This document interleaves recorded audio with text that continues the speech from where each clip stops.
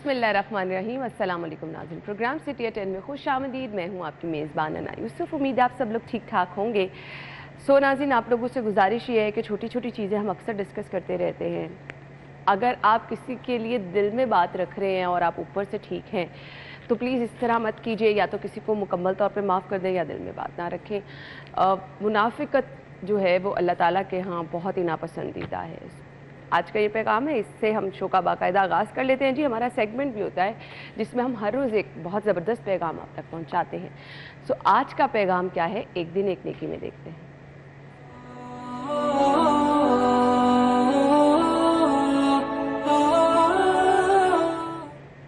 मुफ्ती अहमद साहब हमारे साथ मौजूद होंगे। आज का पैगाम वो हम तक पहुँचाएंगे। करीम, अम्मा बाद। मेरे दोस्तों, बुज़ुर्गों, भाइयों, मेरी बहनों, मेरा आज का पैगाम ये है कि खाना खाते हुए भी अल्लाह के नबी सल्लल्लाहु अलैहि वसल्लम की सुन्नतों पे अमल करते रहना, सुन्नत को ना छोड़ना। इमामुल अंबिया अलैहिमुस्सलातु वस्सलाम के मुतालिक आता है, अल्लाह के नबी सल्लल्लाहु अलैहि वआलिहि वसल्लम खाना खाने के बाद अपनी 3 उंगलियों को चाट लिया करते थे। एक अंगूठा, एक शहादत वाली उंगली, एक दरमियान वाली उंगली, क्योंकि अल्लाह के नबी सल्लल्लाहु अलैहि वआलिहि वसल्लम ने इरशाद फरमाया, खाने के अंदर एक ऐसा जुज़ होता है जिसमें बरकत होती है। ये ना हो कि वो बरकत वाला जुज़ आपकी उंगलियों के साथ लगा रहे और आप उंगलियां धो दें, वो बरकत वाला जुज़ पानी में बह जाए।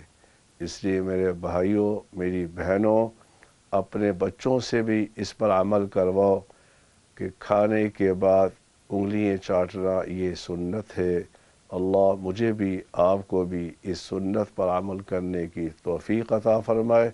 व आखिरु दावाना अनिल हम्दुलिल्लाहि रब्बिल आलमीन। ये था जी आज का पैगाम जो कि आप तक पहुंचाया। आज की खबरें क्या हैं जी? पहली खबर, वन वे ट्रैफिक की खिलाफ वर्जी पर मुकदमा बनेगा, 2000 का चालान भी भरना होगा।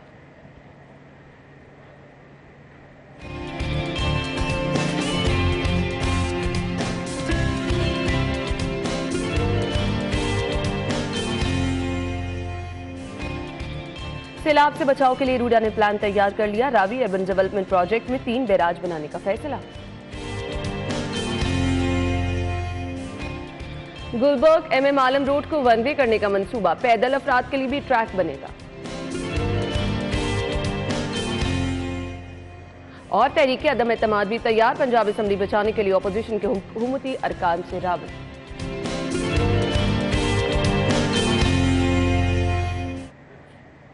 Welcome back. आज की खबरें आप जान चुके हैं, खबरों की डिटेल्स की तरफ आएंगे जी। हमारे साथ हमारे सीनियर रिपोर्टर्स मौजूद हैं जी। उमर असलम और दुर्र नायाब ने आज हमें ज्वाइन किया। वेलकम करेंगे। अस्सलाम वालेकुम। क्या हाल चाल है? अल्हम्दुलिल्लाह। बहुत बहुत शुक्रिया जी। अच्छा जी, अब हम आ जाते हैं पहली खबर की तरफ। अनफिट गाड़ियों का शहर में दाखिला बंद होगा, इस पे तो बाद में आते हैं। खबर पहली है जी, वन वे ट्रैफिक की खिलाफ वर्जी पर मुकदमा बनेगा। किन दफात के तहत कब इस पर अमल दरामद शुरू होगा, इसकी तरफ आएंगे। उमर कभी आपने खिलाफ वर्जी की है ट्रैफिक कवानीन की? अभी नहीं तो पहले कभी यूनिवर्सिटी एज में? आप चाहती, बिस्मिल्लाहिर्रहमानिर्रहीम, आप चाहती मेरा चलान हो जाए? जो नहीं, नई लोगों को पता वो भी वो कहे इसके तो रिकॉर्ड निकल। मैं तो खुद बड़ा इस मामले में अब बहुत ज्यादा एक्टिव रहती हूँ, क्योंकि आप जाहिर बात है नुकसान होता है ना, आप अपने साथ साथ आपका। देखिए, टू बी वेरी ऑनेस्ट, सच्ची बात अगर करें तो अभी जब मैं शो में ही आ रहा था तो मैंने बड़ी तेजी से आया हूँ। ऐसे होता है, आज मैं भी ऑफिस लेट पहुंची हूँ तो कुछ मुझे आयशा का डर था मेरे को, उसने कहने कि उमर लेट हो जाएगा फिर। लेकिन सच्ची बात ये है कि मोस्टली कोशिश यही होती है कि ट्रैफिक कवानीन पर अमल दरामद किया जाए, क्योंकि ये बाइस से बड़ी शर्मिंदगी हो जाती है कि जब अगर कोई ये अल्फाज कह दे कि अगर आप ही का चलान होना है, आप लोग जो दूसरों को बता रहे होते हैं और आप ही अगर ट्रैफिक रूल्स की वायलेशन करेंगे तो ये फिर बड़ा एम्बैरेसमेंट नहीं। मुझे एक दफा ट्रैफिक वार्डन ने कहा कि मैडम अगर आप भी ऐसे करेंगी तो मैंने कहा सॉरी जी, नेक्स्ट टाइम मैं बहुत ख्याल रखूंगी। हाँ, मैं उन अल्फाज के साथ, देखें जो माननी चाहिए बात, जो गलती एक दो दफ़ा ज़िंदगी में होती है तो फिर जब शर्मिंदगी हुई उसके बाद मेरी कोशिश होती है हत्तुल इब्काल कि मैक्सिमम जो कवानीन को पर अमल दरामद किया जाए जो सड़क पर खसूसन हो। दुरे का पता नहीं चलान हुआ है या नहीं हुआ नहीं, मेरा चलान तो कभी ज़िंदगी में नहीं हुआ, लेकिन यही बात है कि ट्रैफिक वार्डन शुक्र है कि पहचानते हैं, लेकिन वो ये कहते हैं कि जी आपको ऐसा नहीं करना नहीं, वो फिर आपको एक्चुअली एम्बैरेसमेंट होती है। वो अखलाकी है। और मैं माजरत कर लेता हूँ, सीधी सी बात है, मैं कोई बहस नहीं करता, मैं यार माजरत, ये मजबूरी थी, ये प्रॉब्लम हो गई, या फ़ोन सुन रहा था तो ऑफिस का फ़ोन आया, अनअवॉइडेबल था, बीपर दे रहा था, कुछ कर रहा था। लेकिन मेरे से एक बड़ा दिलचस्प वाक़या हुआ है। एक दफ़ा पुरानी बात है, जेल रोड पे ऑफिस होता था हमारा, तो हमारी ड्यूटी बहुत लेट हो गई। अब मैं 12 साढ़े 12 बजे निकला, मुझे माल रोड जाना था रात के, ये बता रहे सुबह 9 बजे, 10 बजे आए थे। नहीं, सुबह तो मैं अर्ली आया था, 5 बजे आया था और रात के 12 बज गए। अच्छा। कुछ ऐसा टाइम चल रहा था। मुझे ना हल्की सी ऊँग आनी शुरू हो गई। मैं जब माल रोड पे चला ना तो मैं दूसरी साइड पे चला गया। अब मैं हल्की सी नींद में सोचूं यार ये लोग वन वे क्यों आ रहे हैं, हालांकि गलत साइड पे मैं जा रहा था। तो फिर बड़ी मुश्किल से मैंने कहा सॉरी, मैं तो उस तरफ जा रहा था, मैं इस तरफ जा रहा हूँ। तो समटाइम ऐसा हो जाता है और उस वक्त मैं बहुत ज्यादा नींद में जा रहा था। और लेकिन माजरत के साथ कुछ लोग आधी ये हरकतें कुछ लोग आदि देखिए, हम तो ऑन टीवी स्क्रीन आके हम तीनों ही ऑलमोस्ट एक्सेप्ट कर रहे हैं कि बाज़ औक़ात वायलेशंस हुई, लेकिन वो अनजाने में हुई, कुछ जानबूझ के नहीं की। लेकिन ये चीज़ है कि अगर आप कानून की खिलाफ वर्जी करते हैं तो सबसे ज़्यादा खतरा जो है वो आपको खुद है, आपकी जान को है सीरियसली। और जहां पर वन वे की बात है ना, आप यकीन माने मेरे साथ तो 2 दफा फॉग में पिछले साल इतना बैड एक्सपीरियंस हुआ कि मैं जितनी मर्जी आराम से गाड़ी चलानी, कुछ बाइक वाले आगे से वो बड़ा और धुंध के मौसम में। और मैं तो सिर्फ ये सोचता हूँ खड़े होकर कि इनसे बंदा से रोक के पूछे कि भाई आपको क्या जल्दी है, कोई हमें भी बता दें कौन सी इमरजेंसी है, आपकी मदद करते हैं, आपको जल्दी पहुंचाते हैं। और कोई इमरजेंसी नहीं होती। आपने अक्सर वाकयात देखे हैं कि ट्रेन का फाटक बंद होता है, उसके अंदर एक मोटरसाइकिल जाएगा और बाजू का तो लोग ट्रेन मोटरसाइकिल को टकरा जाती है, वो पीछे खड़े होकर तमाशा देख रहे होते हैं, क्रॉस ही कर पाते। तो बंदा कहता है जी कौन सी जल्दी आपने जानी थी कि ट्रेन सामने आ रही है और आप मोटरसाइकिल क्रॉस करने के चले हैं। और फिर और ऐसी बात होती है कि आपकी इस बेवकूफ़ी की वजह से बाज़ वक़्त अगले बंदे को बड़ी परेशानी का सामना करना पड़ता है, उसका नुकसान हो जाता है। कोई अपनी फैमिली के साथ जा रहा है, कोई कैसे जा रहा है मोटरसाइकिल पे, कोई किसी खातून के साथ बैठा है, किस तरह से टकरा जाते हैं, बहुत सारे मसाइल का सामना करना। ट्रैफिक अवेयरनेस मेरे ख्याल में ना हर गाहे बगाहे 3 महीने बाद या 6 महीने बाद जो है वो शहरियों को, चाहे वो पम्फलेट की सूरत में लिख के, मुझे याद है जब शहीद कैप्टन वो मुबीन साहब जब CTO लाहौर थे तो वो उस वक्त अक्सर कैंपेन किया करते थे। इसी तरीके से और भी बड़े CTOs ऐसे लाहौर के जो गुजरे, उन्होंने देखें अवेयरनेस माइंड को रिफ़्रेश करना बड़ा ज़रूरी है। तो इसलिए मैं, और इसमें लाहौर में जो मैं खुसूसन बात करता हूँ कि वार्डन्स की उनका किरदार काबिल तारीफ़ है। मैं ऑनेस्टली मतलब वो लोग बड़ा बेहतरीन अंदाज में ट्रैफिक को कंट्रोल करते हैं। मेरी तो राय उनके बारे में हमेशा यही, और दोनों तरफ से मिलजुल कर काम, शहरियों को भी कुछ जिम्मेदारी का सबूत देना चाहिए। दुरे नायाब, ये FIR वाली ऑप्शन कैसे देखते हैं? ऐसा तो नहीं होगा कि वो लड़ाई झगड़े वाली सूरत हाल और हर तरफ आपको, क्योंकि मैंने रोड पे मैं निकलूं, मुझे हर जगह 2-3 जगह तो लड़ाई होती नजर आती है। इख्तियारात का कोई नाजायज इस्तेमाल करे और अपनी पावर को मिसयूज करे, उसका तो कुछ नहीं कर सकते। लेकिन अब आप देखें कि आपको पर्चों पे जाना क्यों पड़ा।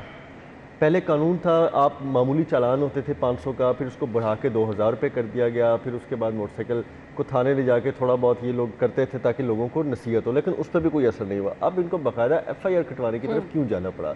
क्योंकि इस सिस्टम में लोगों ने ओबे करना छोड़ दिया, लोगों ने इस सिस्टम को सीरियस लेना छोड़ दिया, लोगों ने अपनी ख्वाहिशात और अपनी बस मर्जी ऑनेस्टली स्पीकिंग हमारे बहुत सारे लोगों को ये भी नहीं पता कि FIR कट जाए तो होता क्या और बहुत इजी ले लेते हैं। आपके नौजवान बच्चे हैं, उनको पता है कि जी वालिदैन देख लेंगे, बड़े भाई देख लेंगे, बट ठीक है, और वो इसी शुगल में जो है ना वो कानून की धज्जियां बिखेरने में अपना किरदार पूरा अदा करते हैं। बल्कि इससे भी हम आगे जा चुके हैं, हम कानून की धज्जियां बिखेरते, कानून का मजाक उड़ाते हुए वीडियो बनाकर सोशल मीडिया पर डालना और फख्र महसूस करते हैं। तो इसको कहीं तो रोकना है। माजरत के साथ मैंने ऐसे वालिदैन भी देखे जो बच्चों की इस तरह की वीडियोस को बहुत अप्रिशिएट करते हैं।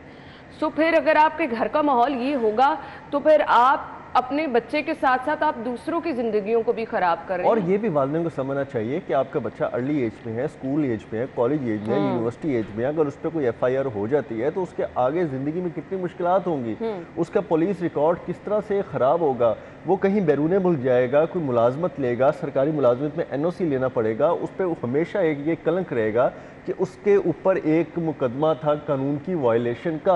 और ये कोई नॉन सीरियस बात नहीं है, इसको समझना चाहिए कि आप सरकारी मुलाजमत के लिए, आप बैरून मुल्क जाने के लिए पुलिस करैक्टर सर्टिफिकेट रिक्वायर्ड होता है, आपका पुलिस का तमाम रिकॉर्ड चेक होता है। आपके लिए पासपोर्ट बनना हो, कोई भी चीज़ हो, आपका पुलिस रिकॉर्ड के ऊपर जब ये आ जाता है कि हाँ इस बच्चे पे दफ़ा इसके तहत कानून जुर्म तोड़ने पे रिकॉर्ड होता है और ये रिकॉर्ड बन जाएगा। आप उसके बच्चे का कैरियर कहाँ पे ले गए हैं।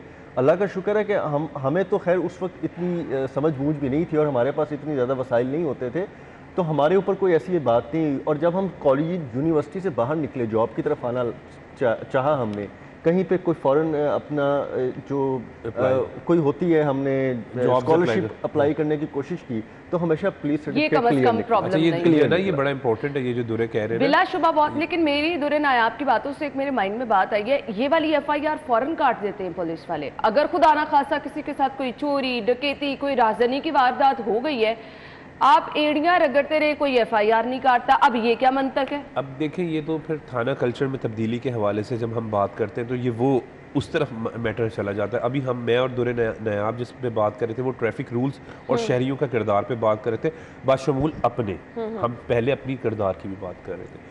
तो लेकिन अभी यहाँ पर ये इंतहाई अफसोसनाक बात है कि वाकई मोबाइल स्नैचिंग के केसेस और लाहौर में अमन व अमान की सूरत हाल तो इस वक्त इंतहाई ख़राब हो चुकी है। कोई भी शहरी अपने आप को महफूज तस्वुर नहीं करता।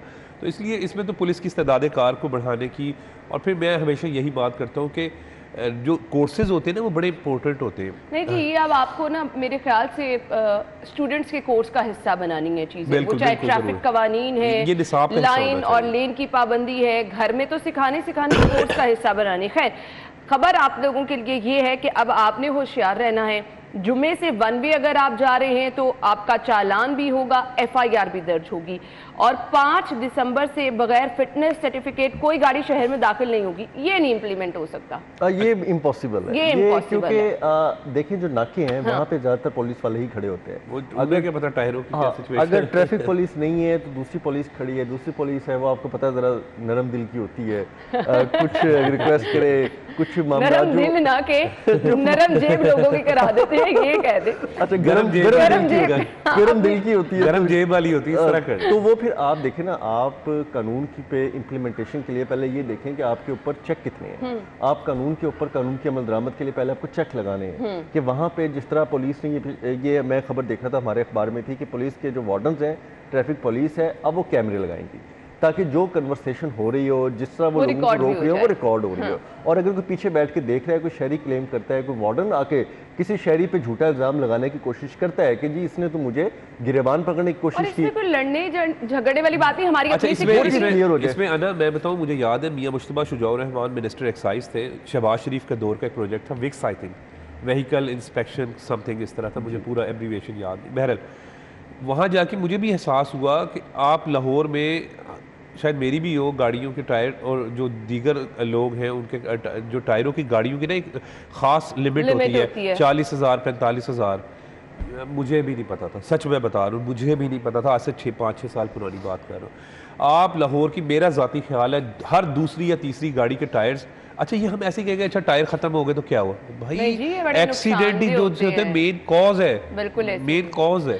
लेकिन हम दुआ गो हैं कि आप इन तमाम कवानीन को की पाबंदी यकीनी बनाएं। लोगों से रिक्वेस्ट ये है कि वो कवानीन को फॉलो करें और ये नौबत ही ना आने दें कि खुदा ना खास्ता FIR कटे या फिर जुर्माने हो जाएं। आप कानून की पाबंदी करेंगे तो इन सब चीज़ों की नौबत ही नहीं आएगी। और ये सब चीज़ें अल्टीमेटली हमारी अपनी ज़िंदगी के तहफ़्फ़ुज़ के लिए ज़रूरी होती है। कहीं ना कहीं हम देखते हैं कि छोटी सी गलती की वजह से वो गलती करने वाले के साथ साथ वो जो 3-4 गाड़ियों का नुकसान हो जाता है, उसका जिम्मेदार भी वो एक बाइक वाला ही होता है। सो इस चीज़ पर ज़रूर गौर कीजिए, फिक्र कीजिए और रोड पर जाते हुए ज़िम्मेदार शहरी होने का सबूत दीजिए। ब्रेक बाद वापस आते हैं, हमारे साथ रहिए।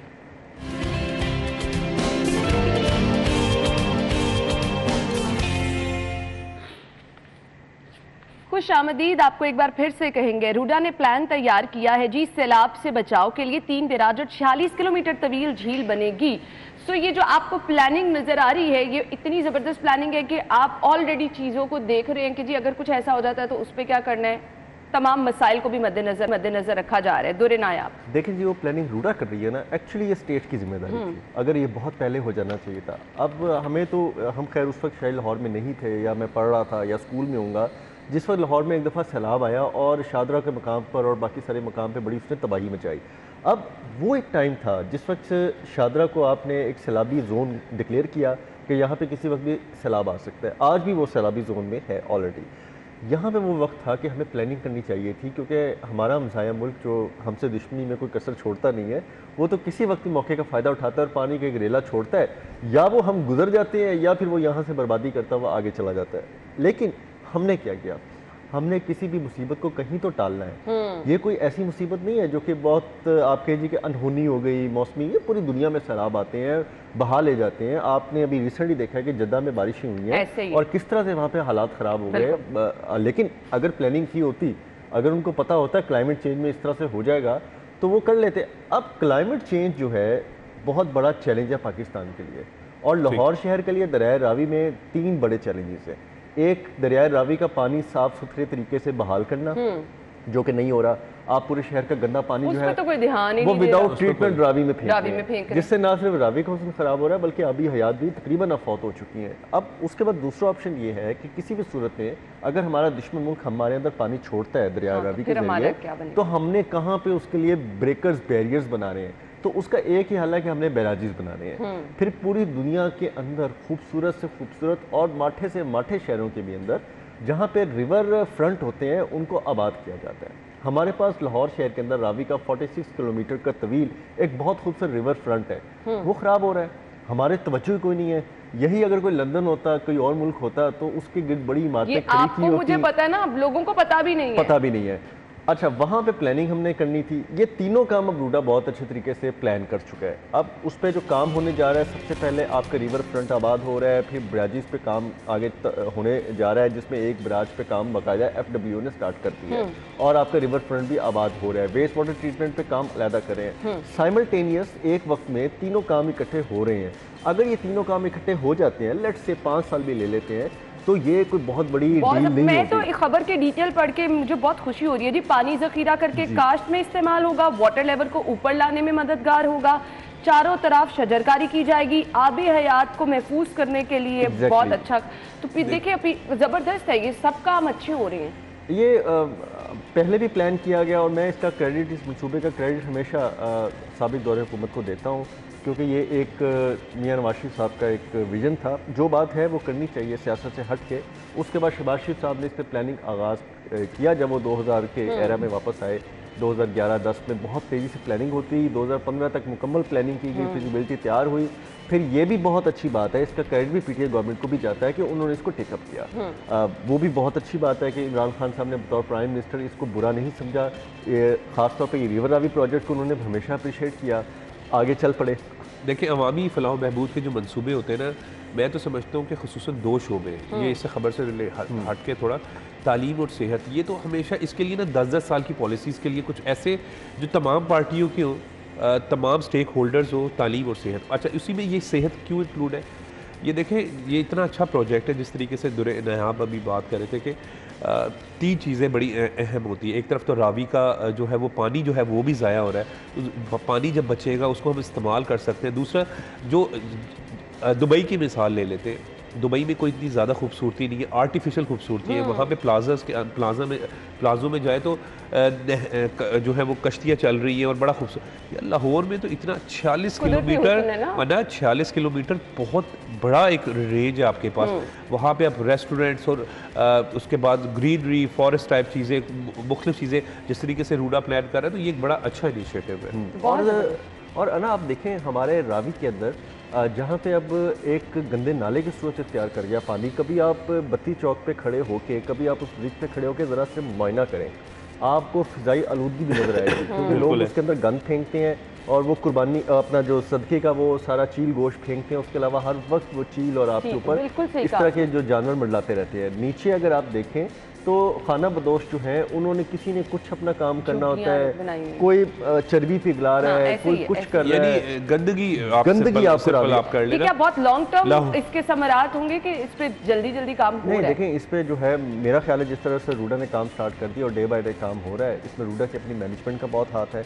इसमें रूडा के साथ जो डेवलपर पार्टनर्स लगे हैं उनका बहुत बड़ा किरदार है। इसके साथ जो रूडा के स्टेक होल्डर हैं उनका बहुत बड़ा इसमें किरदार है कि उन्होंने इसको एक्सेप्ट किया और फौरी तौर पर इस पर काम स्टार्ट कर रहे हैं।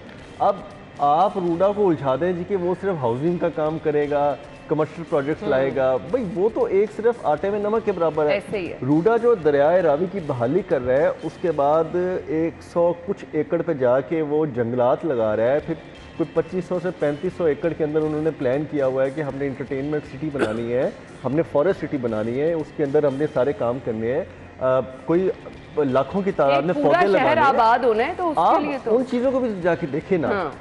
हाँ, वहाँ पे अब अगर लोगों को लेके जाना है तो आपको बेसिक इंफ्रास्ट्रक्चर चाहिए। ये तो नहीं हो सकता कि लाहौर शहर से सबसे पहले जरूरी है। हाँ, हम कृष्ण नगर से या सांदा से लोगों को उठाएं हेलीकॉप्टर में और जाके वहाँ पे देखिए इंफ्रास्ट्रक्चर। और जब ये लाहौर शहर की बात करते हैं तो लाहौर हमेशा से बागों का शहर कहलाया जाता था, लेकिन अनफॉर्चुनेटली मौजूदा हुकूमत के हवाले से जब भी बात की जाती है तो इस हुकूमत ने तो इस शहर को कूड़ेदान में हमने अपनी आंखों के साथ देखा। जिस शहर को शहबाज शरीफ ने अपने 10 साल दौरे वजारत आला में जो है वो साफ़ सुथरा रखा, वो कचरा कुंडी में तब्दील हुआ, चाहे वो समनाबाद हो, कृष्ण नगर हो, गुलबर्ग जैसे एरियाज़ में। लेकिन coming back to the news, ये अच्छा इनिशिएटिव इसलिए है कि लाहौर पे अब बहुत ज़्यादा प्रेशर हो चुका है। लाहौर में सिर्फ पंजाब से लोग नहीं आ रहे, बल्कि सिंध से, KPK से और दीगर सूबे। और जो अच्छी बात है, लाहौर हमेशा हर एक को वेलकम कहता है, तो हम तो बीगल लाहौरी हमेशा कहते हैं कि आप यहाँ पर आएँ, लेकिन अनफॉर्चुनेटली प्लानिंग की भी तो ज़रूरत है। बिल्कुल आपने सही कहा, लेकिन ये ओवरऑल जो इसके खदोखाल नज़र आ रहे हैं, बहुत ज़बरदस्त एक नया शहर आबाद करने की कोशिश की जा रही है, और वो मसाइल जो हमें नज़र आ रहे हैं उन सबको जो है वो देखा जा रहा है और हल करने की कोशिश की जा रही है। इस नए शहर में आपको सब कुछ नया मिलेगा। हमने एक ब्रेक की तरफ जा रहे हैं, ब्रेक के बाद ज्वाइन करेंगे हमारे साथ। तो हम ब्रेक में ये चीज़ डिस्कस भी कर रहे थे कि इसका फ़ायदा क्या होगा, बेहतरी क्या आएगी, ये होना चाहिए भी, नहीं होना चाहिए। मैं कह रही थी कि नहीं होना चाहिए, मैं अपनी राय ये बता रही थी। खैर, गुलबर्ग MM आलम रोड को 1 वे करने का मंसूबा है, पैदल अफराद के लिए भी ट्रैक बनेगा, क्योंकि हम शॉपिंग की गर्ज से वहाँ जाते हैं, ट्रैफिक की एक लंबी लाइनें लगी होती हैं। दुनिया नायाब कहते हैं लोगों में वो बहुत सारा ही तब्दील एक सिनेरियो बता दिया, 2 दिन शॉपिंग के लिए जाएंगे। आप तंग है भाईजान भाभी से, और ये असल में नाज़रीन को बता दें, ये शॉपिंग वगैरह के लिए जो जा रहे हैं उस पर बात हो रही थी, तो दुरे नायाब कह रहा था यार कि लोग भी तो शॉपिंग के लिए निकल रहे हैं, लेकिन मैं एग्री हूँ वैसे दुरे के साथ। इस चीज़ को डिफेंड कर रहा था कि वहाँ पे बहुत बेचारे कोई गरीब या बहुत ज़्यादा मुतवस्सित तबके के लोग नहीं जाते हैं, वहाँ पे अच्छी फैमिलीज जाती हैं, इंटरनेशनल वहाँ पे ब्रांड्स हैं, स्टोर्स हैं, चेन्स हैं। और ये प्रोजेक्ट जो है ये पेडिस्ट्राइजेशन का, यानी कि लोगों को पैदल चलने की गुज़रगाहें दी जाए। हमारे यहाँ लोगों में ये सेंस नहीं है। हमारे यहाँ तो फिर सेंस ऐसी है कि जिस तरह पर्चा देखे उस पैदल चलने वाले आप जिस मुल्क में आप किसी की जान बचाने के लिए, उसको सिखाने के लिए, उसकी जान बचाने के लिए उस पर पर्चा देना पड़ जाए, आप उस वहाँ सेंस बात कर रही हैं, आपकी बात में हैरानी हो रही है। लेकिन मैं दुरे नायाब, चाहे वो बेशक वो भाभी की जैसे कह रहा होगा, लेकिन मैं एग्री कर केस बना रहा है, हालांकि खुद बड़ा तंग है।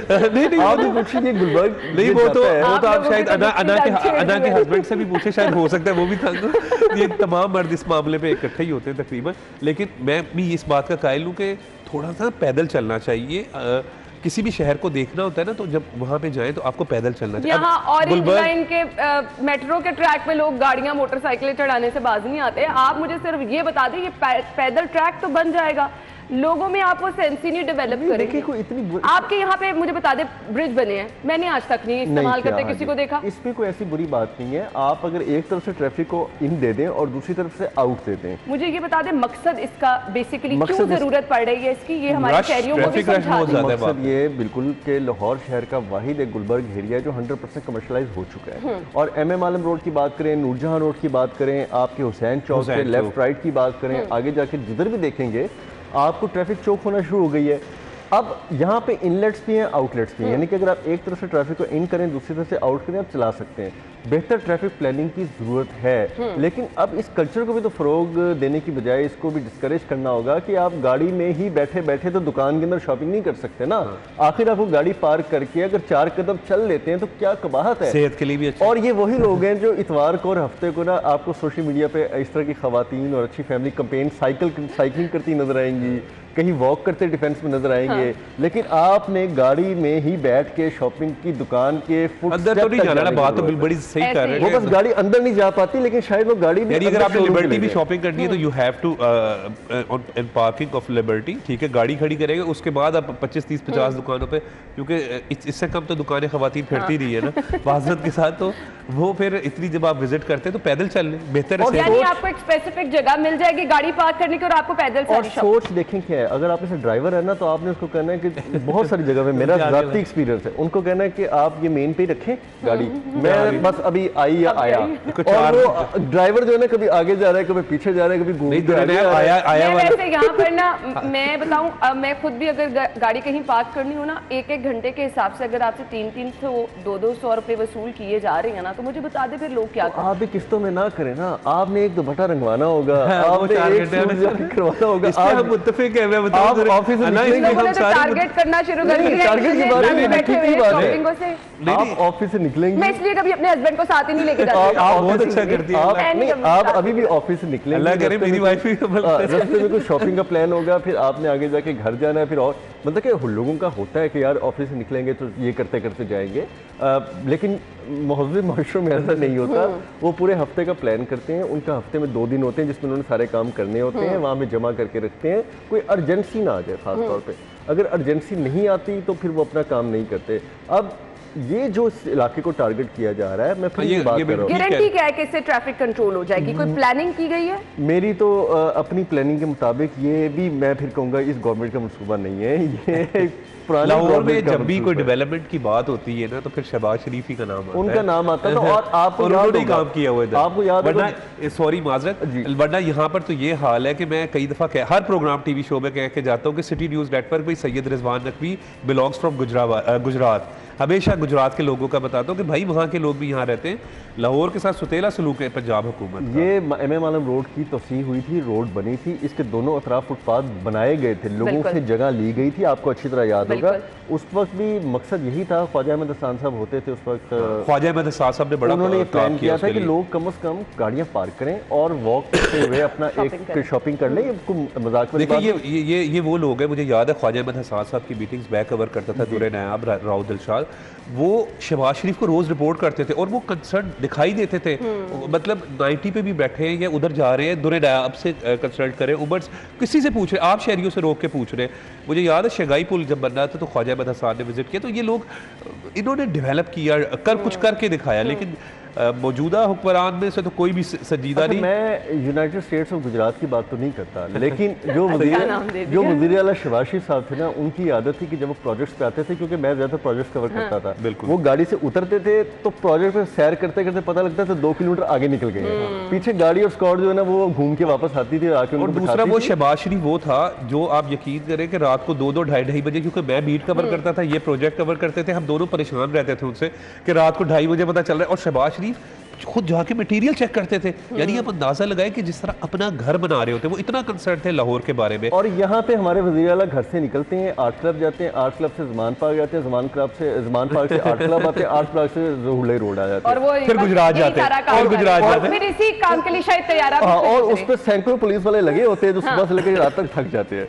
तो ऐसे वज़ीर आला ने मुझे बताया कौन सी इंस्पेक्शन करनी है, कहाँ जाना है। आपने मुझे ब्रेक का कहा जा रहा है, नाज़रीन ब्रेक ले लेते हैं, ब्रेक के बाद वापस आते हैं हमारे साथ।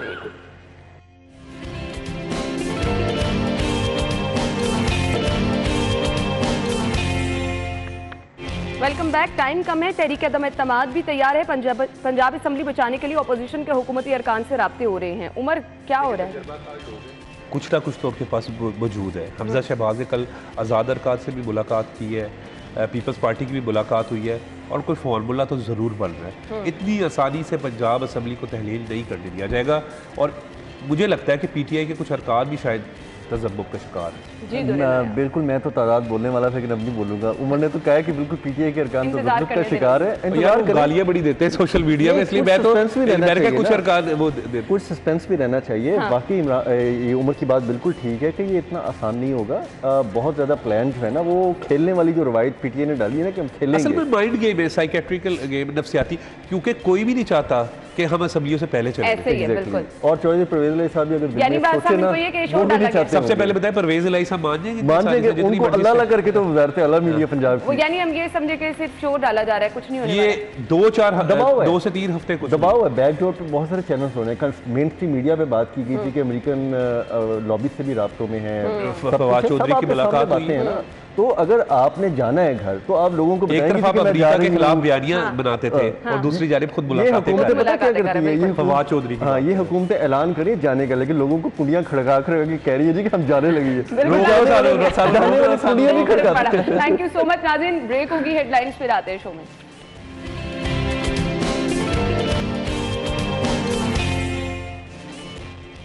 खुश आमदीद आपको एक बार फिर से कहेंगे। शहर की ताजिर बरादरी के मसाइल हम टाइम टू टाइम डिस्कस करते रहते हैं, बाज़ारों के मसाइल आपसे डिस्कस करते रहते हैं, क्योंकि अल्टीमेटली वो लोग जो कि बाज़ारों में शॉपिंग के लिए जाते हैं या फिर दूसरे शहरों से आकर, क्योंकि शहर लाहौर एक बड़ा शहर है, यहाँ पे शॉपिंग की गर्ज से आते हैं, होलसेल मार्केट है जहाँ से पूरी दुनिया से लोग आकर सामान खरीद के लेके जाते हैं, उनके लिए आसानियाँ होना बहुत ज़रूरी है। लेकिन अनफॉर्चुनेटली कुछ मसाइल ऐसे हैं कि हमेशा जूम के तू रहे हैं। बड़े बड़े ऑपरेशन भी हुए, ना यहाँ पे फॉलोअप का रिवाज है, ना यहाँ पर दुकानदार माजरत के साथ ताउन करते हैं, और उसी तरह से हम देखते हैं तजावुज़ात हटाने के बाद वजूद पक्की तजावुज़ात भी बना ली जाती हैं, और फिर वो लोग जो कि शिकायत करते हैं, खुद ताजिर हजरात, उनके अपने लोग भी बीच में चूँकि शामिल होते हैं, इसलिए ये मसाइल हल ही नहीं हो पाते। अलबत्ता मार्केटों के मसाइल जिसमें लटकती तारें, हम देखते हैं शॉर्ट सर्किट के इतने वाक़यात हो जाते हैं और इंतहाई अफसोसनाक वाक़यात होते हैं। ये मसाइल बिलाशुबा फौरी तौर पर हल होने चाहिए। पार्किंग प्लाजे वक्त की अहम ज़रूरत है। इसके साथ साथ ये बढ़ती हुई महंगाई ताजिरों को किस तरह से परेशान करी है, प्रोग्राम के इस हिस्से में हम बात करेंगे। हमारे साथ जी सदर अंजुमन ताजिरान लाहौर मुजाहिद मकसूद भट्ट साहब है, अपने मेहमान को खुश आमदीद कहेंगे। अस्सलाम वालेकुम। वालेकुम सलाम। क्या हाल चले आप? जी अल्हम्दुलिल्लाह। बहुत बहुत शुक्रिया आपके वक्त के लिए भी। आप पूरे लाहौर के मार्केटों को देखते हैं, मुझे बता दें ओवरऑल आपको क्या लगता है, मसाइल हैं क्या शहर की मार्केटों के? बिस्मिल्लाहिर्रहमानिर्रहीम। मैं समझता हूँ कि जिस तरह सिटी 42 ताजरों की मसाइल के हवाले से आवाज़ उठाते हैं और उसके हल करवाने के लिए भरपूर अपनी कोशिश करते हैं, लेकिन हुकूमत जो है इस पर तवज्जो नहीं दे रही है। जब प्रोग्राम होता है वक्ती तौर पे जो है वो फौरी तौर पे जिसका जिक्र हुआ हो वो एक्शन लिया जाता है। बाद में जिस तरह आपने कहा कि आया वो वक्ती तौर पे ही होता है कि आया ये मुस्तकिल कौन करेगा, यानी हुकूमत ताजरों पे डालती है, ये ताजर करेंगे कि या महकमे के अंदर जो काली भेड़ें हैं कि उनका एहतसाब गवर्नमेंट खुद करेगी। वो तो ताजरों के बस की बात नहीं है। ताजर तो हर तरह ताउन करते हैं, देखिए ताजर बिल भी देते हैं, ताजर टैक्स भी देते हैं, ताजर हर तरह का ताउन जो है वो करते हैं। जैसा कि कमिश्नर लाहौर ने बड़ी अच्छी उनकी जो है कोशिश है कि हम गुज़श्ता हफ्ता उन्हें मिले भी, उन्हें जो जो मसाइल बताए, जैसे लिबर्टी मार्केट में मसाइल थे और आप देखें उन्होंने उस पर एक्शन लिया, कमिश्नर साहब ख़ुद वहाँ गए कि उसमें उन्होंने वो हल करवाया। उसके बाद आज़म मार्केट में यही हालात थे कि भाई उसमें हमने उन्हें निशानदेही भी की कि भाई टाउन के लोग शामिल हैं, कि भाई यहाँ कस्टमर आ ही नहीं पाता, तो उन्होंने उस चीज़ पे भी एक्शन लिया। और पिछले हफ्ते उन्होंने विज़िट तो ख़ुद करना था, लेकिन वो किसी मसरूफियत की वजह से सीएम साहब की तरफ से कॉल आ गई, वो नहीं आ सके, लेकिन एसी साहब वहाँ आए, उन्होंने वहाँ तमाम मामलात जो थे वो ताजरों को सुने भी, वो फौरी हल भी की है। अच्छी चीज़ है कि चले कम्युनिकेशन होती रहती है, टाइम टू टाइम मसाइल पहुंचते रहते हैं। मुजाहिद मकसूद भट्ट साहब, हम यहीं से गुफ्तगू का सिलसिला आगे बढ़ाएंगे। अमीरुद्दीन मेडिकल कॉलेज का कॉन्वोकेशन, हमारे साथ हमारे मेहमान मौजूद हैं, हम गुफ्तगू का सिलसिला आगे बढ़ाएंगे। ओवरऑल मसाइल कौन से हैं जो आपको लगता है कि हल होने चाहिए? ताजिरों के साथ साथ जो लोग आते हैं ख़रीदारी के लिए उनको भी मसला होता है। जी, सबसे ज़रूरी मसाइल हैं कि वहाँ की ट्रैफिक है, और मैं समझता हूँ उससे ज़्यादा ज़रूरी हैं कि वहाँ बिजली की लटकती तारों पे कुछ माह पहले यानी सिटी 42 का प्रोग्राम जो बनाम सरकार में भी वहाँ बिजली की लटकती तारों पे किया गया, जिसमें जो है कि गवर्नमेंट के जो है जू तक नहीं देंगी, उन्होंने इस चीज़ का कोई ख्याल नहीं किया। हम बेशतर मरतबा, यानी मैं ख़ुद जो है कि लेस्को चीफ से जाके मिला, जो मार्केटों के मसाइल थे उन्हें बाकायदा वीडियोस बना के दिखाई, उन्हें तस्वीरें प्रिंट करके दी और उन्हें तमाम मसाइल बताए, और वो कहते थे इसका हल बताएं। ताजिर किसी भी मुल्की मैशियत में रीढ़ की हड्डी की हैसियत रखते हैं, और हमारी मुल्की मैशियत किस हद तक मुतासिर है ये हम सब लोग जानते हैं। इम्पोर्ट एक्सपोर्ट किस तरह से मुतासिर है ये हम सब लोग जानते हैं। उसके बाद भी फैसिलिटीज़ प्रोवाइड ना करना, मेरे ख्याल से ये बहुत अफसोस की बात है। ये इम्पोर्ट एक्सपोर्ट डॉलर की कीमत बढ़ना आपको किस तरह परेशान कर रहे हैं? ये इसमें आप देखें कि जो चीज़ जो है, चाहे वो रोटी ले लें कि कितने की थी और आज कितने की है, यानी डॉलर तो फिर दूर की बात। मैं नहीं समझता कि जो आम रहायशी है या आम नौकरी पेशा है उस बेचारे को डॉलर ख़रीदने की ज़रूरत पड़ती होगी, लेकिन डॉलर के असरात पूरे मुल्क पे आ रहे हैं। यानी इसहाक डार साहब का आने से पहले था कि मैं 170 पे डॉलर ले आऊँगा, 190 पे ले आऊँगा, वो बातें कहाँ गई? कम अज़ कम हमारी यही फरियाद है कि जनाब आप इसे एक जगह रोक दें, या इससे 200 पे लॉक कर दें या 210 पे लॉक कर दें, ताकि पता चले। और ये हालात है मार्केटों में, जो माल यानी पोर्ट पे खड़े हैं, जो माल आए हुए हैं, जिसका फ़ायदा सिर्फ और सिर्फ वहाँ कंटेनर खड़ा होने का गैर मुल्की कंपनियों का है, और गैर मुल्की कंपनियों ने वो पैसे डॉलर में डैमेजेस लेने हैं, वो तो लेके डॉलर बाहर जा रही हैं। आया जो माल खड़े हैं उन्हें आप क्लियर करें, ताकि लोगों को कह दें आगे आप माल ना मंगवाएं। मुल्क इस टाइम जो है डॉलर मुल्क के पास नहीं है कि भाई हम जो है आगे अफोर्ड नहीं कर सकते। कि आया रोज़ बरोज़ जो डेली बेसिस पे डैमेजेस पड़ रहे हैं, उन कंपनियों को कोई फ़र्क नहीं पड़ता। वो तो कहते हैं हमारी तरफ से आप महीना और खड़ा रखें कि आया ये कैसे होगा। उसमें लाहौर चैम्बर ने भी आवाज़ उठाई, लेकिन कोई उस पर नहीं हुआ। उस पर फेडरेशन ने भी आवाज़ उठाई, गवर्नमेंट कोई उस पर तावन नहीं कर रही। बस जब डार साहब आए हैं वक्ती तौर पे, यानी उन्होंने रिलीफ दिया है कि भाई लोगों को कुछ कंटेनर्स क्लियर हुए हैं, लेकिन 2 दिन से ये सूरत हाल है कि मार्केटों में जो माल था वो तो ख़त्म हो ही गए हैं, और महंगाई इतनी बढ़ गई है। जो लोग जो सोचता दुकानदार कि मैं आगे से मंगवाऊंगा, अपने पैसे भी रिस्क पे लगाऊंगा, पता नहीं कब आना है, कितने का पड़ना है, ये आया मैं यही रोक के बेच लूँ। और जिन लोगों के माल आए हुए हैं, डॉलर की फ्लक्चुएशन से जो प्राइसेस में फ़र्क आया है, आप यकीन करें मार्केटों में लोगों के आपस में यानी नाराज़गियाँ हो गई, झगड़े हो गए कि भाई मेरी तो आपसे ये तय हुई थी, और अब आप हमें ये जो है यानी इतने पैसे हमसे मांग रहे हैं कि आया ये किसने करना है? ये ना आपके बस की बात है, ना मेरे बस की बात है, ये हुकूमत ने करना है।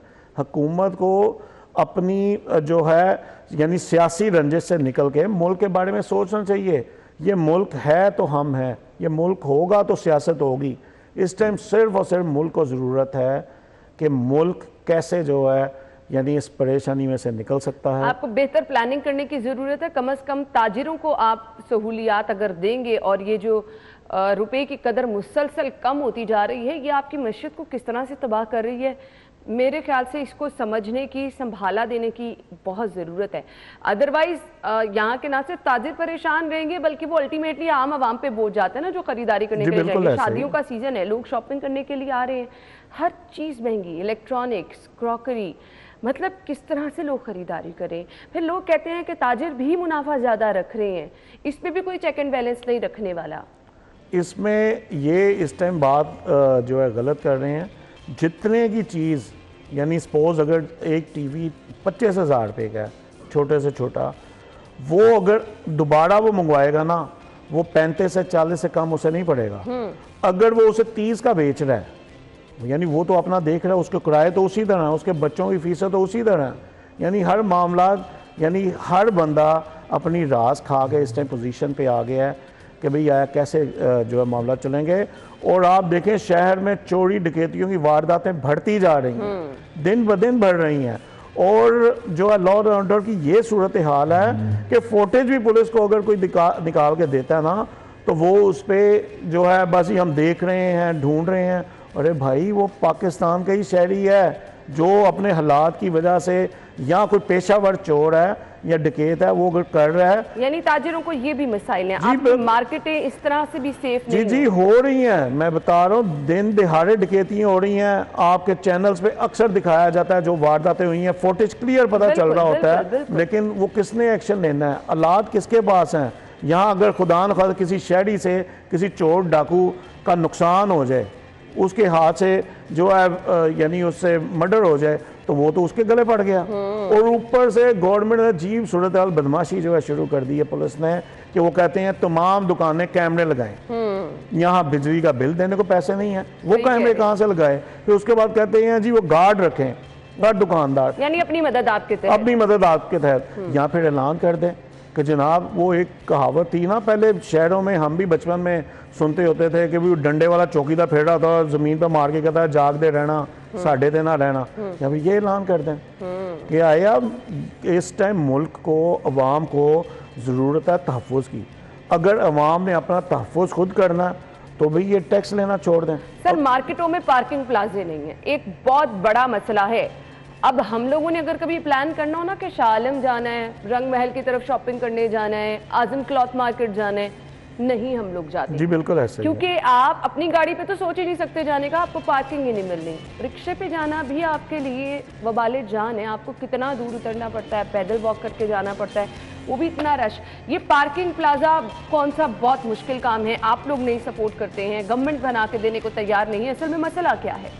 असल में आप शालमी मार्केट का आपने जिक्र किया, वहाँ एक अरसे से शायद कभी आपका अगर गुजर वहाँ हुआ हो कि वहाँ एक सड़क पे मोटरसाइकिल स्टैंड है जिसने 70% सड़क को घेरा हुआ है। किसने बनाया वो मोटरसाइकिल स्टैंड? ये तो गवर्नमेंट बताए, हम तो एक नहीं 1000 मार्केट से दफा। दूर के क्या रोल होते हैं, वो क्या शिकायत नहीं करते हैं कि भाई आके इनको पकड़े, ये गैर कानूनी? नहीं, हमने तो शिकायत की है, हमने तो हर जगह जाके शिकायत की है, एसी साहब को भी की, इससे पहले जो डीसी साहब थे उनसे भी जाके की, और ये कमिश्नर साहब के नोटिस में भी लाया। उन्हें इसका हल भी बताया कि वहाँ शालमी में एक जगह है जो गवर्नमेंट की है, क्या आया वहाँ मलबा पड़ा है, लोगों ने रेहड़ियाँ लगवाई हुई हैं, और मैंने कहा जी वो तो कोई दुकानदार नहीं पैसे ले रहा, वो तो महकमा ले रहा है। और बाकायदा तौर पे हम नाम भी बताने को तैयार है, रावी टाउन के जो मुलाजमीन हैं वो वहाँ से आके रिकवरी इकट्ठी करते हैं उन रेडियो वालों से। जनाब आप वहाँ से मलबा उठवाएं, वहाँ एक रेस्क्यू 1112 का जो है नीचे ग्राउंड फ्लोर पे उसका बनाएं, ताकि शालमी में यानी नहीं बहुत है। अच्छी बात की आपने, बहुत बड़े बड़े अफसोसनाक वाकयात हुए। और उसके बाद ऊपर आप 4 मंजिला जो है कि मोटरसाइकिल का पार्किंग प्लाजा बना लें जिसपे कम से कम 20,000 मोटरसाइकिल खड़ी हो सकती है। ऑनेस्टली स्पीकिंग अगर इसमें ताजिर भी ताउन कर देना तो यकीन माने आपका अपना कारोबार बहुत जी बेहतर हो हम जाएगा। बिल्कुल ताउन करने को तैयार हैं, ये बिल्कुल ताउन करने को तैयार हैं जो हो सके, क्योंकि ये हमारी फलाह के लिए होना है। एग्जैक्टली। गवर्नमेंट हमें सर्विसेज दे, गवर्नमेंट जो है, क्योंकि हम तो नहीं कर सकते। अगर हम वहाँ एक ईंट भी लगाएंगे उन्होंने कहना ये खुदा न खासा अच्छा, कब्जा आपने करने इनकी लगे। बात की, तजावुजात, पुख्ता तजावुजात भी हैं, दूसरी तजावुजात भी हैं, कौन रिस्पॉन्सिबल है?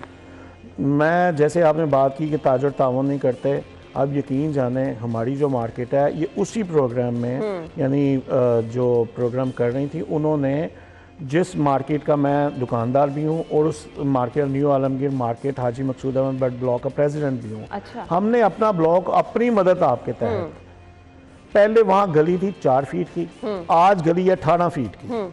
हमने तमाम तजावजात वहाँ ख़त्म की। उसके बाद जितनी लटकती तारें थी हमने जो है एक्सीएन से रिक्वेस्ट की, उसने कहा जी हमारे पास पैसे नहीं है, हम नहीं कर सकते। हमने पैसे जो है खुद प्राइवेट तौर पे वो सारा काम करवाया, यानी वो बिल्कुल क्लियर किया। भाई हमने भी तो किया है, तो गवर्नमेंट क्यों नहीं कर सकती? जब गवर्नमेंट को प्रेशर आता है कि भाई ऊपर से कि भाई कमिश्नर साहब सख्ती करते हैं या डीसी साहब सख्ती करते हैं, तब भी तो अमला आके सामान उठा के लेके जाता है, हम तो नहीं पीछे जाते। यही वहाँ रेडियो वालों से तो जो खुद इंतजामिया कहती है कि ताजिरों ने ही जो है वो तजावुजात बनवाई हैं, जिनकी दुकान है वो आगे बढ़ा कर पैसे वसूल करें, तो मुजाहिद मकसूद भट्ट साहब उसका तो रिस्पॉन्सिबल दुकानदारी है ना आपका, तो फिर आपको अपने एंड से भी तो हालात ठीक करने हैं। जी हम जो है कहते हैं कि जिस दुकानदार ने इंक्रोचमेंट की है, गवर्नमेंट की जगह पे कोई फट्टा या कोई रेडी या कोई सामान लगाया है, आप उस पर पर्चा दे दें, उसे अंदर कर दें। हम उसके पीछे नहीं जाएंगे, किसी सूरत उसके साथ नहीं खड़े होंगे कि आया। पहले भी तो जब गवर्नमेंट इमरान खान की आई तो इन्होंने पहले भी तो वहाँ ऑपरेशन किया, पूरी बिल्डिंग इन्होंने गिरा दी। अब वहाँ बिल्डिंग्स दोबारा बनना शुरू हो गई हैं। अब कोई दुकानदार तो वो बिल्डिंग नहीं बनवा रहा। आप मार्केटों में आए, प्लाजों के तय खाने निकल रहे हैं, ऊपर बिल्डिंग्स 6-6, 8-8 मंजिला बन रही हैं। वो मैं तो नहीं बना रहा या कोई और सदर तो नहीं बना रहा कि आया वो कौन पैसे ले रहा है। यहाँ तो ये हालात होते हैं कि रात को जब माल कंटेनर्स आते हैं, आप देखें कि पुलिस वालों की, पुलिस की गाड़ी फिर रही होती है, हर कंटेनर से 2000, 2500, 3000 लेती है। वो किस चीज़ का लेते हैं? वो ये क्लियर करें ना, और वो किस जुमरे में लेते हैं? जब एक बंदा पोर्ट पे ड्यूटी दे के आ रहा है, हर चीज़ जो है कि आया उसे आगे हरासमेंट की जाती है। वो अपनी सिर्फ जान छुड़ाने के लिए कहता है, वो जी तुमने रास्ता बंद किया। जब वो 2000 देता है, चाहे वो सुबह फजर तक कंटेनर खड़ा रहे, फिर उसे आगे दोबारा कोई नहीं कहता कि आया ये कौन नोटिस लेगा। ये आईजी साहब शायद उन्हें यही नहीं पता होता कि भाई मैंने जो कितनी देर रहना है। तो शाहकार ओवरऑल जैसे हालात खराब है। अच्छा जी, बाहर थोड़ा सा आजे, शेरावाला से जिन लोगों ने अंदर एंटर होना है, शालम मार्केट, आजम क्लॉथ मार्केट, आपका जितना भी अंदरून शहर है, वहाँ तक गाड़ी लेकर आना और वहाँ से अंदर बाजार में जाना, वो ट्रैफिक, हालांकि अब तो फ्लाईओवर वहाँ पर बनाया भी गया है, तो मुझे बताइएगा बेहतरी है ट्रैफिक फ्लो में? कुछ आप सिटी ट्रैफिक पुलिस को यहाँ पर रिक्वेस्ट करना चाहेंगे कि वो आपके साथ ताउन करे? क्योंकि हम देखते हैं कि जो लोग शॉपिंग करने जाते हैं वो भी और ताजिर भी गाड़ियाँ लगाई और पूरा पूरा दिन गायब हो गए। जी, उसमें प्राइवेट तौर पे वहाँ लोगों ने जो पार्किंग बनाई है, मैं उसकी बिल्कुल मुखालफत करता हूँ कि भाई वो नाजायज़ पार्किंग बनी हुई है। वो यही अगर गवर्नमेंट, यानी यहाँ सर्कुलर रोड पे कम अज़ कम 4 पार्किंग प्लाज़ों की ज़रूरत है। मैं समझता हूँ इर्द गिर्द दूर बनाने की बजाय पूरे सर्कुलर रोड पे शालमी चौक में पार्किंग प्लाजा बन सकता है। यानी वो हमने तजावीज़ आपके पास बहुत ज़बरदस्त है। आप कमिश्नर साहब से मिले, डीसी साहब से मिले, इंतजामिया के साथ बैठ के प्लान बनाएं। हम कमिश्नर साहब से मिले थे। आप लोग ताउन करें, कुछ इंतजामिया ताउन करे, मसला आपका भी हल होगा, आवाम को भी सहूलत मिलेगी। बिल्कुल बिल्कुल बिल्कुल ऐसे ही हम कमिश्नर साहब से मिले थे। उन्होंने हमें प्लान बताया कि लाड़ी अड्डे में वो प्लाजा बना रहे हैं, पार्किंग प्लाजा। हमने उन्हें रिक्वेस्ट की कि सर आजम मार्केट को उसका फ़ायदा नहीं होगा क्योंकि वो दूर जो है बन जाता है। उसमें उन्होंने कहा था कि चलें इस पर भी प्लान करते हैं। उनसे हमने रिक्वेस्ट भी की थी, लाहौर चैम्बर ने भी जो पार्किंग प्लाजा के हवाले से रिक्वेस्ट की है। हमारी इसमें हमने तजावीज़ दी थी कि आया ये शेरावाला गेट के बाहर जो है कि वहाँ जो नाजायज़ पार्किंग जो बनी उसे ख़त्म करके एक जो है पार्किंग प्लाजा बना दिया वो जाए। भी पार्किंग नाजायज है जो आपको एक लंबी बिल्कुल बिल्कुल गाड़ियों की और 3-3 लाइनों में कतारें वो लगी हुई हैं। वो नाजायज पार्किंग है। ट्रैफिक वार्डन भी होते हैं, वहाँ आपकी पुलिस भी होती है, फिर वो नाजायज पार्किंग किसने कराई? ये गवर्नमेंट नहीं करवाई। वो जिसे चाहे अगर कॉल आती है यहाँ से अभी सर, आपने कभी उस नाजायज पार्किंग की, क्योंकि मेन रोड है वहाँ पर नाजायज पार्किंग, हमने कमिश्नर साहब से रिसेंटली कंप्लेन की है कि आया, उन्होंने उस चीज़ पे एक्शन भी लिया है। उसी दिन उन्होंने वहाँ सख्ती करवाई है, क्लियर हो, लेकिन वो एक दिन के करने से वो ख़त्म नहीं होना। इसे मुस्तकिल जो है बुनियाद पर करना चाहिए। काम नहीं है, जिसने नाजायज पार्किंग करानी है वो बहुत धड़ल्ले से करवाता है और वो 100 रुपया जो है 1 घंटे का लेते हैं। अब यकीन करें वो 100 रुपया जो है आप किसी एक को इसका जिम्मेदार नहीं कह सकते। फिर ये सभी इदारों को जागने की जरूरत है। पूरी लाहौर की इंतजामिया को हमारे बेतहाशा प्रोग्राम्स हुए हैं। आप चाहे बनाम सरकार प्रोग्राम देख लें, आखिर क्यों देख लें, हमारा प्रोग्राम न्यूज़ नाइट है और हर जगह पर शहर के यही मसाइल उठाए जाते हैं, ताजिर बिरादरी के यही मसाइल उठाए जाते हैं। तो रिक्वेस्ट है इंतजामिया से भी हमारी कि प्लीज़ खुदारा इस पर नोटिस लें। ये जो खुद से ही गैर कानूनी पार्किंग और फिर अच्छे खासे पैसे वसूल किए जा रहे हैं, अगर आपके साथ ताजिर बिरादरी ताउन नहीं करी, हमारे शो में बैठ के वो कह रहे हैं कि जी हम ताउन करने को तैयार हैं, हम शिकायतें कर चुके हैं। अब ये पार्किंग कौन बना रहा है, कौन पैसे वसूल कर रहा है, इंतजामिया को इस पर फौरी नोटिस लेना चाहिए। ना सिर्फ इससे ताजिरों का भला होगा, आवाम के मसाइल भी हल होंगे। थैंक यू सो मच, आपके वक्त का बहुत बहुत शुक्रिया। नाज़रीन, हम चलेंगे एक ज्वाइन करेंगे आपको ब्रेक के बाद।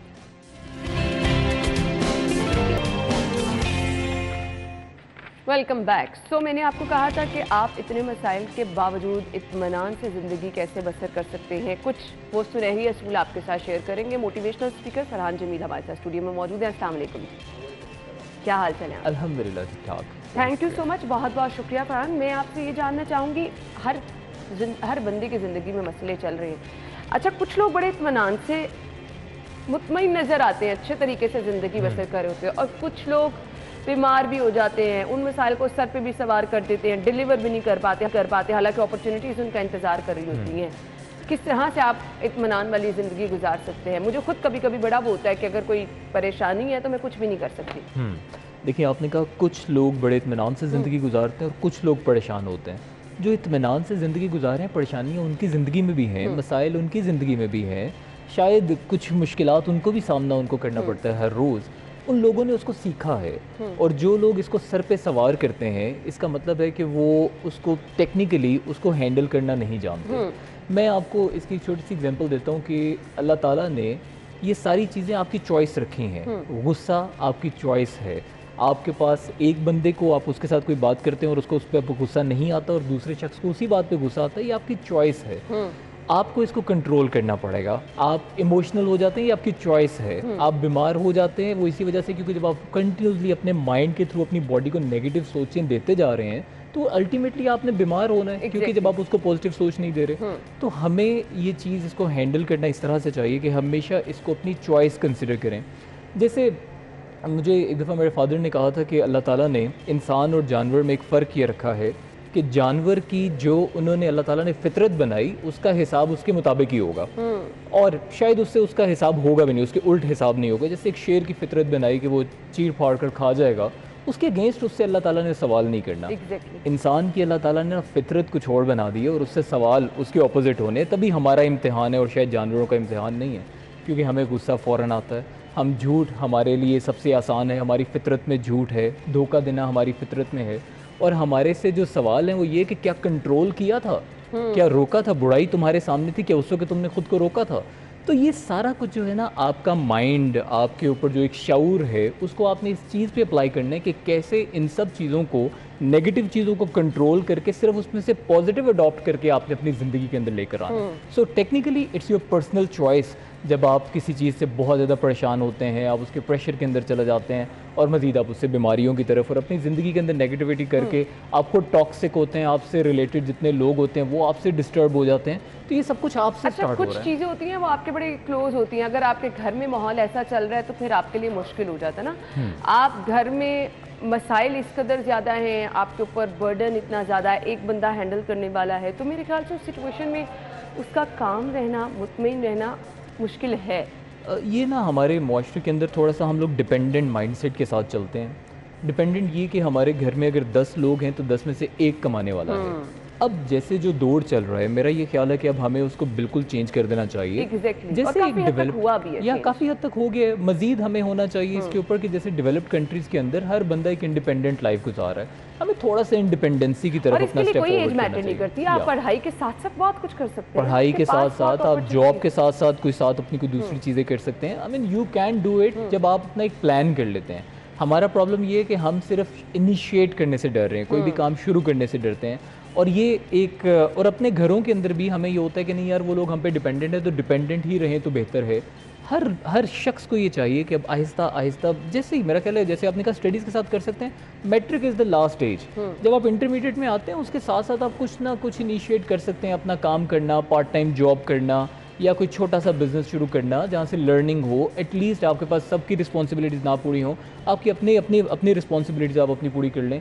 सेकेंडली, अगर आपके घर का माहौल डिस्टर्ब है, अगर आपको ये लगता है, so why can't you start leading the situation, कि आप क्यों नहीं वहाँ पे सरबरा बन के कोशिश करते कि चलो मैं इस माहौल को ठीक करता हूँ। कब तक आपने जो है इसी चीज़ के ऊपर, क्योंकि जी माहौल ख़राब है तो इस वजह से मैंने कुछ किया नहीं, माहौल ख़राब है मैं कुछ कर नहीं सकता, माहौल ख़राब है इसलिए मैं नेगेटिविटी बहुत ज़्यादा मेरे अंदर आ गई है। अच्छा, आप एक स्टेप लें, किस तरह से आप ठीक कर सकते हैं। आपका मतलब है जब हर एक घर का फर्द ये सोचेगा कि चलो मैंने एक माहौल को बेहतर करने के लिए, इसको मुस्बत करने के लिए एक एफर्ट करनी है, ऑटोमेटिकली माहौल सही हो जाएगा। थोड़ा टाइम लगेगा, 2 माह लग जाएंगे, 6 माह लग जाएंगे, 1 साल लग जाएगा।